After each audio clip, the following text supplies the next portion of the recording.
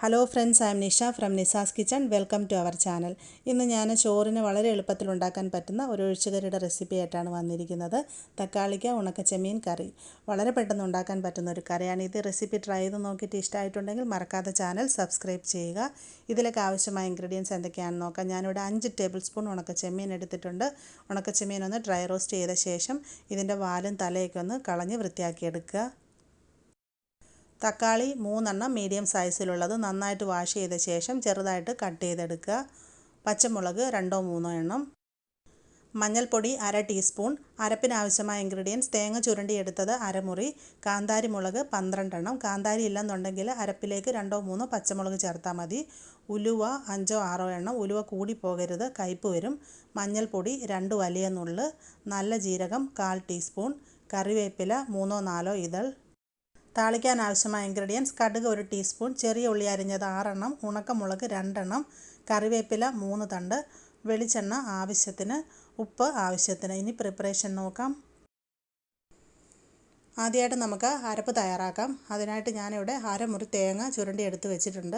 ഇതിലേക്ക് നമുക്ക് കറിവേപ്പില അധികം ചേർക്കേണ്ട, ഒരു 4-5 ഇതൾ കറിവേപ്പില, 1/4 ടീസ്പൂൺ ജീരകം, 2 വലിയ നുള്ളു മഞ്ഞൾപ്പൊടി, പിന്നെ വേണ്ടത് ഉലുവ ഒരു 5-6 എണ്ണം. ഉലുവ കൂടി പോകാൻ പാടില്ല. ഇനി ഇതിലോട്ട് കാന്താരി മുളക് ഒരു 12 എണ്ണം. കാന്താരി മുളക് ഞാൻ പറഞ്ഞ പോലെ ഇല്ലെങ്കിലും കുഴപ്പമില്ല. ഇതിലോട്ട് അതിന് പകരം എരിവിനാവശ്യമായ പച്ചമുളക് 2-3 എണ്ണം ചേർത്ത് ആവശ്യമായ വെള്ളം ഒഴിച്ച് നന്നായിട്ട് അരച്ചെടുക്കാം. ചുവട് കട്ടിയുള്ളൊരു പാൻ ഞാൻ സ്റ്റൗവിൽ വെച്ചിട്ടുണ്ട്. ഇതിലേക്ക് നമുക്ക് കട്ട് ചെയ്ത് വെച്ചിരിക്കുന്ന ടൊമാറ്റോ ഇട്ട് കൊടുക്കാം. ഇനി ഇതിലേക്ക് 2-3 പച്ചമുളക് രണ്ടായിട്ടൊന്ന് കട്ട് ചെയ്തിട്ട് ഇട്ട് കൊടുക്കാം. മഞ്ഞൾപ്പൊടി 1/2 ടീസ്പൂൺ ചേർത്ത് കൊടുക്കാം. ഇനി ഇതിലേക്ക് ആവശ്യത്തിന് ഉപ്പും കൂടെ ചേർക്കാം. ഇനി ഇതിലേക്ക് അല്പം വെള്ളം ഒഴിച്ച് കൊടുക്കാം. ഒരു 1/4 ഗ്ലാസ് വെള്ളം മതിയാവും. തക്കാളി വെന്ത് വരുമ്പോൾ അതിൻ്റെ ഉള്ളിൽ നിന്നും കുറച്ച് വെള്ളം ഇറങ്ങും. അതുകൊണ്ട് വെള്ളം വളരെ കുറച്ച് മതി. ഇനിയിപ്പോൾ വെള്ളം ഒഴിച്ചില്ലെങ്കിലും കുഴപ്പമൊന്നുമില്ല. നന്നായിട്ട് മിക്സാക്കി കൊടുക്കാം. ഇനി ഇതിലേക്ക് നമുക്ക് ഉണക്കച്ചെമ്മീൻ ചേർക്കാം. ഞാൻ എടുത്തു വെച്ചിരുന്നത് 5 ടേബിൾ സ്പൂൺ ഉണക്കച്ചെമ്മീനാണ്. അതിൽ നിന്നൊരു 4 ടേബിൾ സ്പൂൺ ഇപ്പോൾ ചേർത്ത് കൊടുക്കാം. ബാക്കി 1 ടേബിൾ സ്പൂൺ നമുക്ക് ലാസ്റ്റ് കടുക് താളിക്കുമ്പോൾ ഇട്ട് ഫ്രൈ ആക്കി എടുക്കണം. എനിക്കിവിടെ കിട്ടുന്നത് ഈ ടൈപ്പ് ചെറിയ ഉണക്കച്ചെമ്മീനാണ്. അപ്പോൾ നാട്ടിൽ കിട്ടുന്ന പോലത്തെ വലിയ ഉണക്കച്ചെമ്മീനാണെന്നുണ്ടെങ്കിൽ ഒരു 3 ടേബിൾ സ്പൂൺ ചേർത്താൽ മതിയാവും. നന്നായിട്ട് മിക്സാക്കി കൊടുക്കാം. ഇനി നമുക്കിതിനെ മൂടി വെച്ചൊന്ന് വേവിച്ചെടുക്കാം. അടച്ചു വെച്ച് ഒരു 5-6 മിനിറ്റ് മീഡിയം ഹീറ്റിൽ കുക്ക് ചെയ്യാം. ഇനി നമുക്ക് കറിയിൽ ചേർക്കാനുള്ള താളിച്ച് തയ്യാറാക്കി വെക്കാം. അതിനായിട്ട് ഞാനൊരു ഫ്രൈങ് പാൻ സ്റ്റൗവിൽ വെച്ചിട്ടുണ്ട്. ഇതിലേക്ക് ഒരു 3 ടേബിൾ സ്പൂൺ വെളിച്ചെണ്ണ ഒഴിച്ച് കൊടുക്കാം. കഴിയുന്നതും ഇതിലേക്ക് വെളിച്ചെണ്ണ തന്നെ ഉപയോഗിക്കുക. വെളിച്ചെണ്ണ നന്നായി ചൂടായി വന്നതിന് ശേഷം ഇതിലേക്ക് നമുക്ക് 1 ടീസ്പൂൺ കടുക് ഇട്ട് കൊടുക്കാം. കടുക് മുഴുവനും പൊട്ടിത്തീരുന്നവരെ വെയിറ്റ് ചെയ്യാം.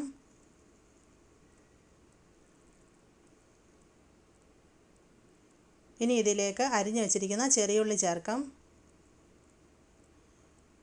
ഉണക്കമുളകും കറിവേപ്പിലയും കൂടെ ചേർത്ത് കൊടുക്കാം.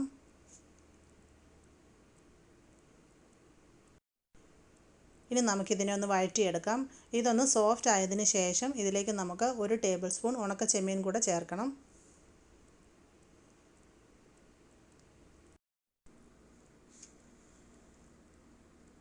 ഇപ്പോൾ ഇതെല്ലാം സോഫ്റ്റായിട്ട് വന്നിട്ടുണ്ട്. നമുക്കിനി ഇതിലേക്ക് 1 ടേബിൾ സ്പൂൺ ഉണക്കച്ചെമ്മീൻ ചേർത്ത് കൊടുക്കാം.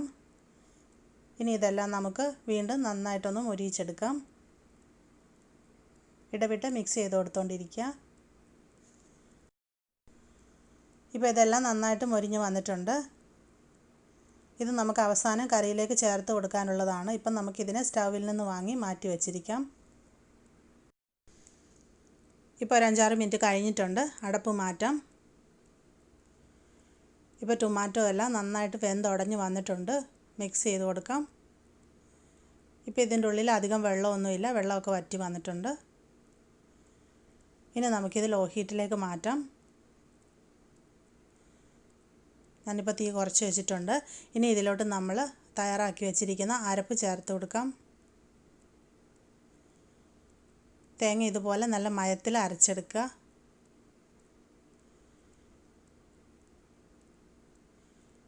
നന്നായിട്ട് മിക്സ് ചെയ്യാം. ഈ അരപ്പിൻ്റെ ഒരു പച്ച ടേസ്റ്റ് ഒന്ന് മാറി വരണം. അതിനായിട്ട് നമുക്കിതിനെ ലോ ഹീറ്റിലിട്ടിട്ട് ഒരു 2-3 മിനിറ്റ് ഒന്ന് നന്നായിട്ട് ചൂടാക്കിയെടുക്കാം.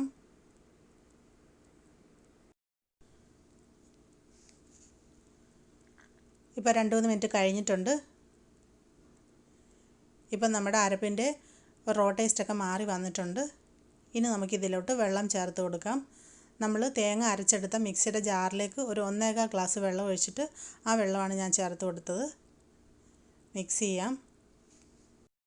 ഇത് അത്യാവശ്യം ചാറുള്ളൊരു ഒഴിച്ചുകറിയാണ്. ഒരുപാട് ഇതിൻ്റെ ചാറ് തിക്കായിട്ട് പോകാനും പാടില്ല, ഒത്തിരി ലൂസായിട്ട് വരാനും പാടില്ല. അപ്പോൾ അത് നോക്കിയിട്ട് വേണം വെള്ളം ഒഴിച്ച് കൊടുക്കാനായിട്ട്. നന്നായിട്ട് മിക്സാക്കി കൊടുക്കാം. ഇനി നമുക്കിതിൻ്റെ ഉപ്പൊന്ന് നോക്കണം. ഉപ്പ് കുറച്ച് കുറവാണ്. കുറച്ചും കൂടി ഉപ്പ് ആഡ് ചെയ്ത് കൊടുക്കാം. മിക്സ് ചെയ്ത് കൊടുക്കാം. തേങ്ങ ചേർത്ത ശേഷം അരപ്പ് ഒരുപാട് തിളപ്പിക്കാൻ പാടില്ല. ജസ്റ്റ് ഒരു തിള വരുന്നത് വരെ നമുക്ക് വെയിറ്റ് ചെയ്യാം.